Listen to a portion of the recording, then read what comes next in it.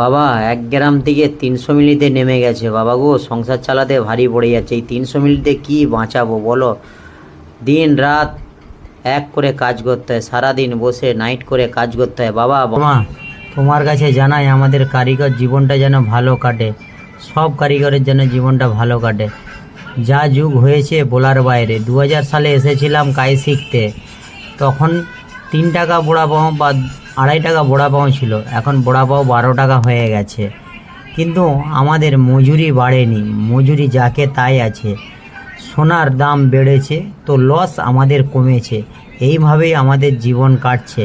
বাবা বিশ্বকর্মা, তোমার কাছে জানাই জীবনটা আমাদের ভালো করে দাও বাবা গো বাবা। তবে হ্যাঁ, গজরাজকে বলি আপনার ওই সুঁটটা দিয়ে একটু সেটেদের বুদ্ধিটা একটু খুলিয়ে দাও, যাতে আমাদের দিকে মজুরিটা বাড়িয়ে দেয়, তাহলে কারিগররা বেঁচে থাকবে। এখন অনেক